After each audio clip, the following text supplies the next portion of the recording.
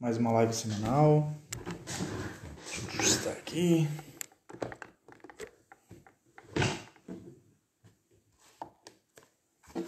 Olá. O pessoal está chegando aí devagarinho. A Silvia já entrou na live, seja bem-vinda. E estamos iniciando, então, mais uma live semanal. A Roberta, tô com a tela trincada aqui, não consigo ler. Duarte entrou, seja bem-vinda. O pessoal está chegando, Eduardo. Sejam todos muito bem-vindos. Então, estamos iniciando mais uma live semanal. Este que vos fala é Charles Boeira.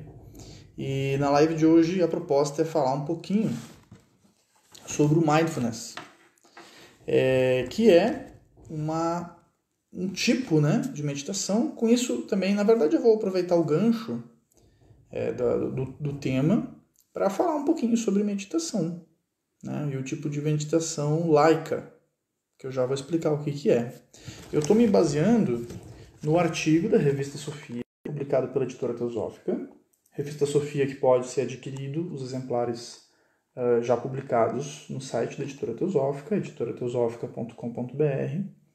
E também pode ser feita assinatura, né? Então é uma revista bimensal e que tem uma grande qualidade, né, nos seus artigos e suas publicações. Eu já fiz, acho que essa é a 4ª live, utilizando artigos de edições, né, da Revista Sofia. No caso dessa edição, que é a número 82, que é uma das mais recentes, eu já fiz 2 lives, essa é a 3ª, em cima de artigos, porque realmente os artigos são muito bons, né? Então tem muito pano para manga, como a gente diz, né? Tem muito conteúdo aí para ser explorado. Ó, tá entrando aí o Rafael, Alves, Alexandre, o JP, sejam todos bem-vindos aí.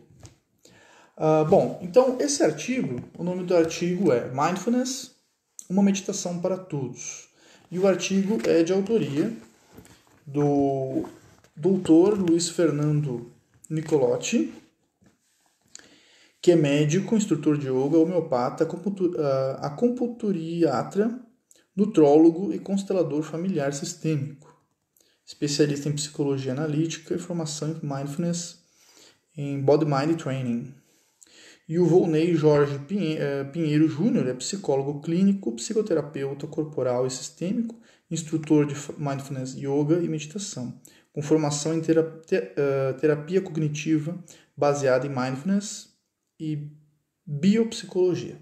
Então vejam que são pessoas, né, muito sérias, muito dedicadas nas suas áreas de atuação e que utilizam, né, o mindfulness como referência nos seus estudos, nas suas práticas. E então esse artigo ele navega tanto pelo próprio conceito da meditação e do que a gente chama de meditação laica, né? O que seria isso? Nós sabemos que esse conhecimento da meditação ele vem de maneira geral. Claro que existem você tem muitas interpretações sobre o que seria meditação e sobre o que seria um estado meditativo. Por exemplo, é possível você interpretar, dependendo de como você analisa a questão, um estado de oração, de devoção, de fé, como um estado meditativo, né? Depende de como que você está analisando isso. É possível você entrar em estados meditativos através da oração, por exemplo. Então poderíamos dizer que assim técnicas de meditação cristã, por exemplo, né? Estou exemplificando. Inclusive é citado algo nesse artigo nesse sentido. Mas a gente sabe que as técnicas de meditação mais conhecidas, mais fáceis de serem transmitidas para o grande público, inclusive, geralmente elas derivam de tradições orientais. Então esse artigo deixa bem claro sobre as origens da técnica do mindfulness, que é uma adaptação aos ocidentais e ao público laico. O que é o público laico? O público que não professa uma fé religiosa relacionada à prática meditativa, diferente dos budistas, por exemplo. que aqui fala, né, que o mindfulness deve muito ao budismo, principalmente ao budismo, ao Zen budismo, né, que é muito popular. Então se sabe que esses práticas de conhecimento provavelmente não, certamente aprimoraram técnicas meditativas transmitidas por estudantes, sábios da antiguidade, né? E que ao longo de muitas gerações essas técnicas foram colocadas em práticas, foram colocadas a provas, e é sabido também que esses praticantes religiosos, entre esses praticantes religiosos, que boa parte deles dedica a vida toda, né, ou um tempo significativo da sua rotina diária, à prática meditativa. Então, desses praticantes, nós temos praticantes muito avançados de meditação, que possibilitam, inclusive, estudos científicos, né, acadêmicos, sobre os resultados da meditação e os benefícios, ou não, né, se há benefícios ou se não há benefícios da prática meditativa. E é trazido bastante questões nesse sentido. Porém, a prática do estudo, que seríamos nós, né? Seriam pessoas que não professam uma fé relacionada à prática da meditação. Nada nos impede também de, uma vez nos identificando com uma prática meditativa, que não queira aderir, né, a uma escola religiosa, místico-filosófica que utilize a prática da meditação. Por exemplo, a revista Sofia, né, publicada pela editora Teosófica, por sua vez, relacionada à Sociedade Teosófica. Na Sociedade Teosófica, a prática da meditação, ela é uma recomendação muito forte. Ela não é uma prática obrigatória, mas ela é uma recomendação onde é dada muita atenção a isso. Então, há inúmeros workshops de meditação, práticas de meditação dos ambientes, dos grupos teosóficos e assim por diante. Certo? Bom, então o artigo apresenta alguns estudos clínicos sobre os benefícios da meditação. Então ele diz aqui que um dos reconhecimentos internacionais de sua importância é a indicação da Organização Mundial da Saúde da prática de meditação como tratamento complementar para hipertensão e doenças cardiovasculares. Então nós estamos falando de benefícios comprovados clinicamente, através de estudos, através de experimentos, através de voluntários, onde é sabido, né? Aqui fala da questão dessas terapias alternativas, né? Um termo que às vezes até é visto com um pouco de preconceito pelo meio acadêmico. Algumas terapias alternativas que já foram marginalizadas no passado, outras ainda são marginalizadas hoje, porque não há comprovação de seus resultados, academicamente falando, né, em estudos clínicos, etc. Algumas continuam marginalizadas, algumas talvez... existem também terapias alternativas mais recentes que surgem, né, não vêm exatamente de tradições religiosas, que talvez não tenham benefício nenhum mesmo, isso o tempo vai dizer. Né? Mas essas práticas mais antigas, geralmente é mais fácil de você atestar os benefícios, justamente por causa dessas tradições milenares, de onde surgem praticantes muito avançados e que você consegue realizar testes para ver os benefícios ou não, né, dessa prática da pessoa. A pessoa pratica a vida toda aquilo ali, o que isso trouxe ou não de benefício. Eu lembro que eu li certa vez um artigo do Ken Wilber, que é um grande estudante desses assuntos, né? Fica a dica para quem não conhece, pesquisar os artigos dele, são muito bons mesmo. E ele fala dos benefícios da meditação. E ele diz assim, não, você pode provar os benefícios da meditação. Porém, vai levar 3 anos para você perceber isso. Então ele diz assim, não, a meditação ela te traz um benefício concreto, que é possível você testar, você colocar em prática, testar e comprovar. Só que, né, aí ele deu um prazo ali, ele disse, não, pratica todos os dias, daqui a 3 anos a gente conversa e a gente vai chegar a essa conclusão juntos. Né? Então não é algo que não vai ser hoje, né? Vou praticar hoje uma prática meditativa hoje e amanhã eu vou ter um resultado que vai mudar a minha vida. Não é assim que funciona. O Ricardo está chegando aí, Samuel, Daniel, Rogério, sejam todos bem-vindos. Mais recentemente, a psicologia cognitiva e as pesquisas sobre mindfulness têm reconhecido a eficácia do treinamento de uma atenção plena para tratamentos de transtornos relacionados ao humor e estresse. Então, Ó, o Diogo aí está chegando, sempre acompanha nossas lives, seja bem-vindo.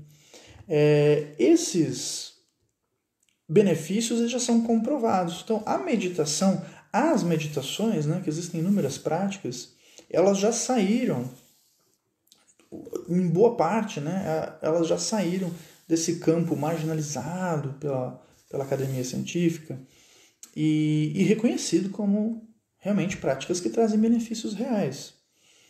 Existem inúmeras práticas meditativas disponíveis para o público laico, né, que não professam uma fé religiosa relacionada, como eu e a maioria, provavelmente, de quem está assistindo essa live. A mindfulness é uma delas, né? Eu posso citar outras bem conhecidas, como a Vipassana, por exemplo. Eu já participei de alguns workshops. E existem outras, né? O Metta Bhavana. Enfim, cada uma delas vai trazer algumas recomendações e algumas práticas que você pode desenvolver e aprimorar. E aplicar na sua vida em qualquer situação, né? No seu lar, no seu ambiente de trabalho, assim por diante. Aliás, muito adequado para esse período de quarentena, né? A gente tem, algumas pessoas têm mais tempo livre, né? A maioria das pessoas, eu estou em casa, mas estou trabalhando bastante, estou com pouco tempo livre. A gente pode aproveitar esse tempo, né, para intensificar a prática meditativa. O Edmea David mandando boa noite aí, seja bem-vindo. O Luiz Carlos também entrou, seja bem-vindo. Bacana que o pessoal tá acompanhando aí a live. No Ocidente, a prática da atenção plena, né, que é o significado do mindfulness, né, então a atenção plena, tornou-se popular e se expande a cada ano. O interesse de pesquisadores e universidades em estudar os efeitos da meditação proporcionou a sua desmistificação como algo obscuro, esotérico ou puramente religioso, buscando torná-la acessível à comunidade em geral. É justamente o que eu estava falando, né? Então, é uma das abordagens meditativas mais pesquisadas cientificamente no âmbito da saúde e da educação, pois dispõe de diversos programas e intervenções comprovadamente eficazes para o tratamento de sintomas do estresse, ansiedade e depressão. Sua aplicabilidade é múltipla em contextos como saúde, educação, organizações corporativas e desenvolvimento pessoal. O objetivo da prática é, portanto, desenvolver a habilidade que pesquisadores chamam de mindfulness, também entendida como atenção plena ou consciência plena. Então, eu já vi algumas orientações que essa prática meditativa ela pode ser realizada em 1 minuto, né? 1 minuto por dia, você pode fazer mais de um momento, você numa cadeira, não precisa, né, sentado naquela famosa de meditação, com as pernas cruzadas também. Existem práticas meditativas onde você está em pé, você está deitado. A questão é você treinar a atenção. Geralmente, a recomendação, né, mais comum é que a pessoa foque na respiração. Eu vi uma vez uma recomendação de uma instrutora explicando o porquê disso, né? É porque a respiração ela é algo interessante que você só pode fazer no presente, você só pode respirar agora. Você não respira no passado, não respira no futuro. Né? Você respirou no passado e vai respirar no futuro. Mas é um ato que você tem que fazer agora. Se você parar você não vai ficar lembrando como era a sua respiração ontem, né? Agora, e você vai ter que se concentrar nela, né? Então, porque justamente é essa armadilha da mente, a gente fica divagando entre projeções e memórias. Tem mais gente chegando, o Fábio, Érico, o Luiz Carlos. escreveu que meditamos em tudo que fazemos, cada gesto é feito integral e plenamente até a próxima ação ao longo do dia. O ideal é que você desenvolva, né, esse estado meditativo da mente e você consiga manter isso o dia todo. Claro que para a maioria de nós que não somos pessoas treinadas, monge budista, do Zen, por exemplo, para nós é muito mais difícil. Por isso que nós temos, o ideal é que a gente tenha uma prática de rotina diária.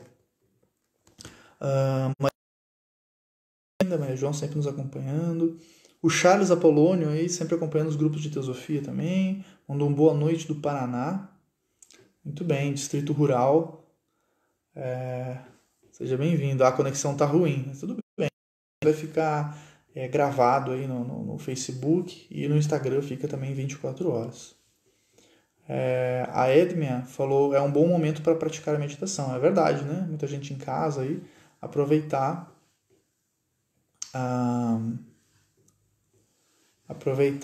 o Charles disse que o som não está indo, mas acho que o pessoal tá acompanhando, né? De repente seja a conexão dele. O pessoal tá me respondendo, então deve tá ok. Muito bem.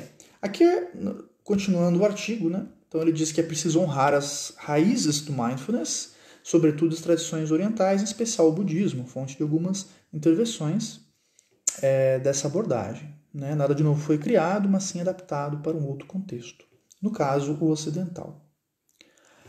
Aqui ele diz de estudos, né, científicos de universidades e centros de pesquisa em várias partes do mundo estabeleceram que o mindfulness é efetivo para diminuição do estresse e das emoções negativas e aumento do bem-estar, melhora geral na qualidade de vida e na percepção do estresse, redução da relação emocional associada à dor, redução dos sintomas de depressão e ansiedade, melhora da memória, da criatividade e da atenção. Então vejam que há realmente inúmeros benefícios, né? Mais pessoal entrando aí, Mona Lisa, seja bem-vinda, Débora, deixa eu ver quem mais entrou aqui, Arthur, o pessoal tá acompanhando, e pô, bem bacana, tá movimentada a live hoje, todo mundo em casa de quarentena, acompanhando a live, né? Pô, bacana. Além dos resultados favoráveis, os estudos demonstraram que o mindfulness promove um intenso processo de neuroplasticidade cerebral. O lobo pré-frontal esquerdo, relacionado a faculdades cognitivas elevadas, como abstração, reflexão, contemplação e imaginação, aumenta significativamente. A densidade de fibras neurais pode aumentar até 30 vezes em comparação com pessoas que não praticam meditação. Ao mesmo tempo, áreas como a amígdala cerebral, relacionadas às emoções agressivas, de luta e fuga, diminuem. As pontes neurais entre as duas áreas citadas aumentam significativamente, mostrando um diálogo intenso entre emoções e contemplação.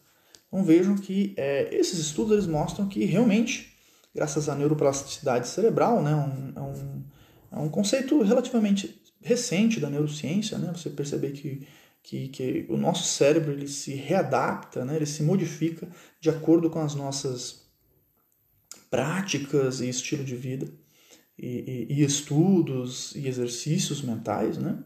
E a meditação entra nesse contexto como uma luva, né? Então a gente compreende por que a mente do meditador é diferente de uma mente comum. Tem mais gente entrando aí, o Maurinho, a Maria, o pessoal está mandando mensagens aqui, né? Muito bem, sejam bem-vindos aí. A Marília de Fátima disse que é bom me ver, obrigado, também é bom ver você. A Marília, né, da Sociedade Teosófica, também é bom ver. Tá lotada a live hoje, tá bem movimentado mesmo. Outras pesquisas mostraram que o mindfulness promove o aumento da telomerase, uma enzima para aumentar e proteger os telômeros, que são como bonés em partes do DNA celular e promovem sua proteção, evitando morte celular precoce e exposição à oxidação dos radicais livres. Os praticantes de meditação podem aumentar a atividade e a quantidade de telomerase e proteger o DNA de danos, o que pode se traduzir num aumento da longevidade em até 10 anos. Não apenas 10 anos a mais de vida, mas muito mais tempo com uma qualidade de vida maior, menos emoções aflitivas e mais paz mental. Tudo que a gente procura, né?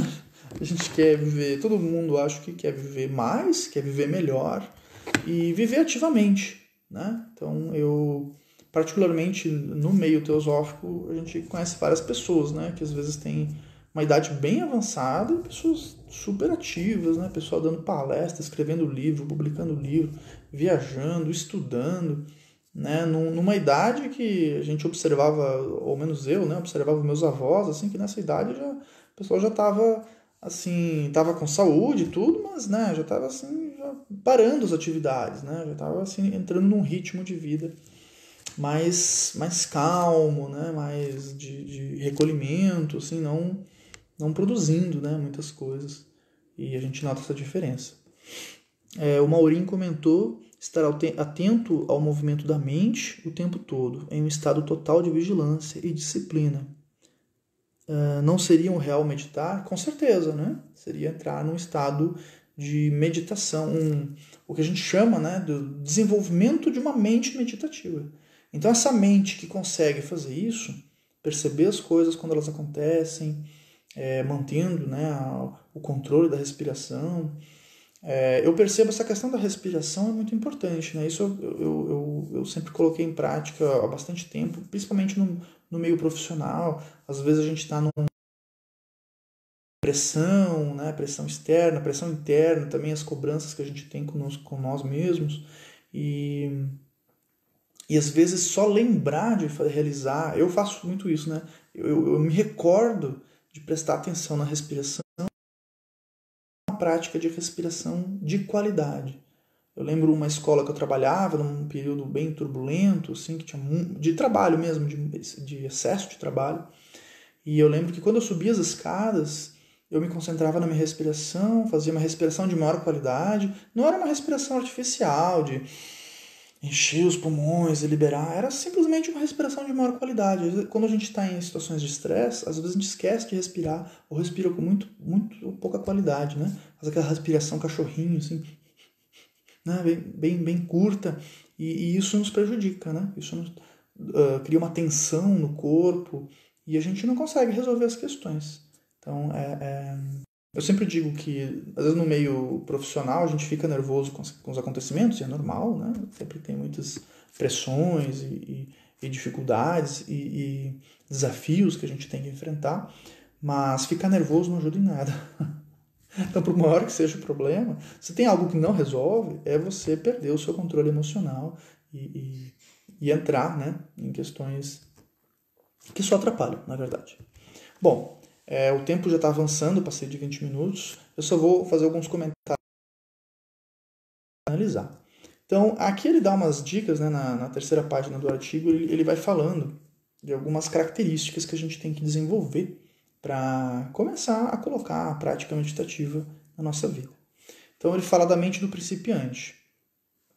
Aqui ele fala que quando você entra numa prática meditativa, é importante você não realizar comparações com outras práticas meditativas, o que é muito comum. Quando alguém me fala de alguma prática que eu já ouvia e fico comparando. Isso é ruim, né? O bom é que você pegue uma prática, escolha uma, que você pode escolher mais de uma, mas no momento que você vai praticar uma, você focar naquela técnica, né? Que é para isso que funciona a técnica. Assim, que a técnica ela é necessária para quem ainda não desenvolveu essa mente meditativa.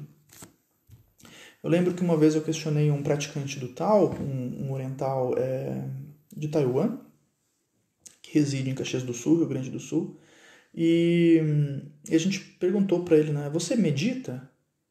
E ele olhou para nós com uma tranquilidade. Ele era sempre uma pessoa, né, ainda tá lá, tem um restaurante Gautama, né, à frente do restaurante maravilhoso, vegetariano maravilhoso, melhor restaurante da cidade com certeza.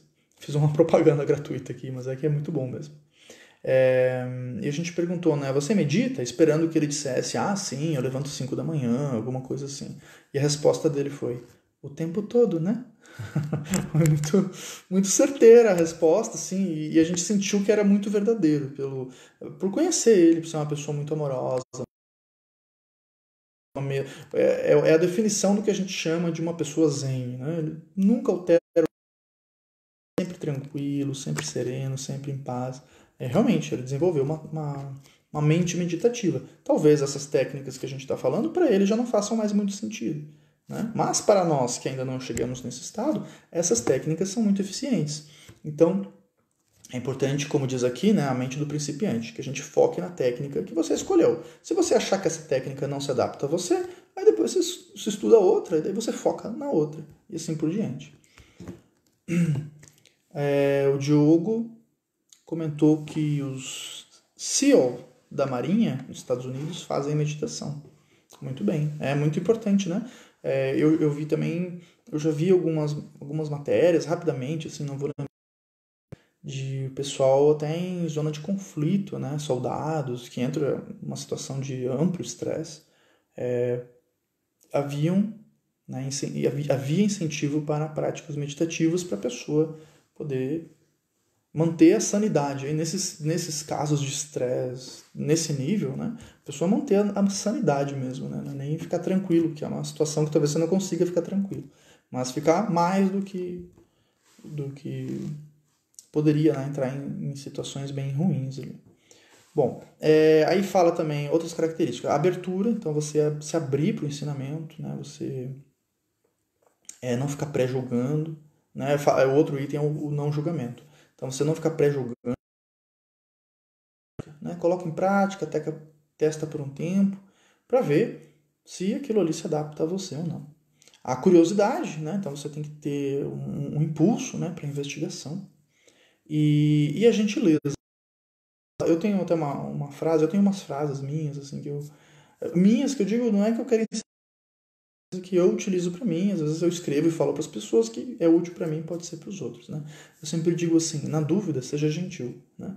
Nem sempre a gente consegue. Um turbilhão de pensamentos e emoções, e justamente é para isso que a prática meditativa, seja qual for, entra para que a gente comece a controlar, né, esse turbilhão de coisas e cada vez consiga gerenciar a nossa vida e as nossas relações, sejam pessoais, profissionais e quaisquer outras, da melhor maneira possível. Aqui eles deixam algumas indicações. Então, no Paraná, em Santa Catarina, no Centro Paranaense de Mindfulness, junto a Chakrananda Ashram. Então, tem uma formação em modelos internacionais. Esse Chakrananda, já houveram, né, eventos teosóficos, ocorrem regularmente nesse local. E realmente eu nunca fui, mas o pessoal que já frequentou elogia bastante. Até acho que, se eu não me engano, a pessoa responsável de teosofia também. E acho até que recentemente se tornou membro da Sociedade Teosófica. Eu não vou saber precisar agora, mas eu acho que eu tenho uma informação como essa na minha memória. Que mais? Há algumas sugestões, né? Então, de leitura aqui. Então, o Viver a Catástrofe Total, do Jon Kabat-Zinn. Atenção Plena Mindfulness, de Mark Williams. Um Coração Sem Medo, de Thupten Jinpa. Manual Prático Mindfulness, Curiosidades e Aceitação, de Marcelo De Marzo. A Revolução do Altruísmo, Rickard. O Estilo Emocional do Cérebro, de Richard Davidson. O Cérebro de Buda, de Rick Hanson. E o livro The Thich Nhat não sei pronunciar. Enfim, então algumas dicas de leitura. Fica a dica para quem quiser ler o artigo na íntegra. Então essa é a Revista Sofia, número 82. Ela pode ser adquirida no site da Sociedade Teosófica, da Editora Teosófica, então www.editorateosófica.com.br. E também pode ser feita a assinatura da revista para receber bimensalmente na sua residência, né? Então, os exemplares. E por hoje, avancei bastante no horário, né? Eu dou 30 minutos de live, geralmente é 20 minutinhos, mas o assunto merecia, né? Meditação é sempre um assunto que engaja muito. Então eu desejo uma boa quarentena a todos, que a gente consiga praticar meditação, pesquisem mais sobre o assunto, né? Existem várias referências aí disponíveis online. E até a próxima live, então segunda-feira que vem, 20 horas, estaremos juntos.